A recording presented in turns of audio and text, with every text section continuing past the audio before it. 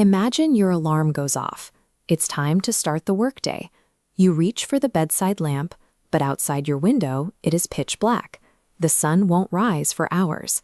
By the time you sit down for your standard midday lunch, the afternoon is practically over. You aren't working a strange night shift. You are in Xinjiang, forced to ignore their own biological clocks to comply with a mandate issued thousands of miles away. They are forced to live under a massive, unyielding national clock that completely ignores local geography. China's territory stretches 5,000 kilometers from east to west.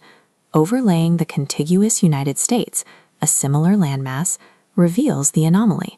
The U.S. divides into 4 time zones for convenience, but China operates on one. Based on solar longitude, China's width dictates 5 separate time zones. Geographically, regions in the far west should share a clock with neighboring countries like Afghanistan. Instead, politically, they are forced to synchronize with a time zone thousands of miles away. To understand how this happened, we have to look back to 1949, immediately following the establishment of the People's Republic of China. Before this regime change, the Republic of China operated on basic geographic logic, dividing its territory into 5 natural time zones. The new communist government deliberately erased those lines on the map, issuing a mandate to enforce a single, unified standard time across the entire continent. This strategy prioritizes political integration over physical reality, transforming a basic unit of geography, time, into a tool of statecraft.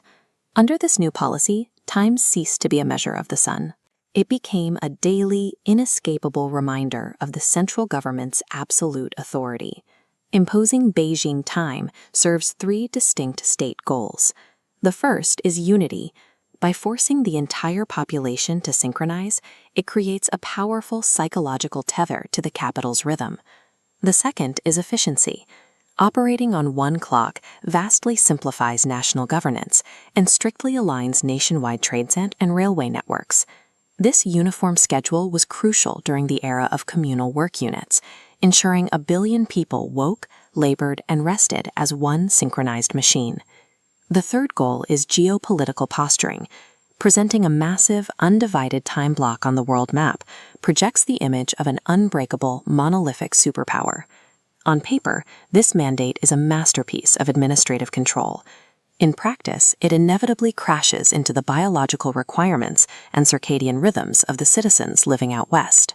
Because of this policy, in western regions like Xinjiang, solar noon, the moment the sun reaches its highest point, doesn't occur until 3 or 4 o'clock in the afternoon official time. To cope with the physical strain of this mismatch, locals have developed an informal workaround. They simply roll their clocks back 2 hours to match the sun. This creates a strange dual time reality. Official national matters, like catching a train, visiting a bank, or filing government documents, are strictly tied to official Beijing time. But a local shadow clock governs everything else. It dictates when small businesses open, when meals are served, and the actual pulse of daily street life. A mandate designed to enforce national unity has instead forced millions of people to live within a secret secondary system of time just to survive their daily lives.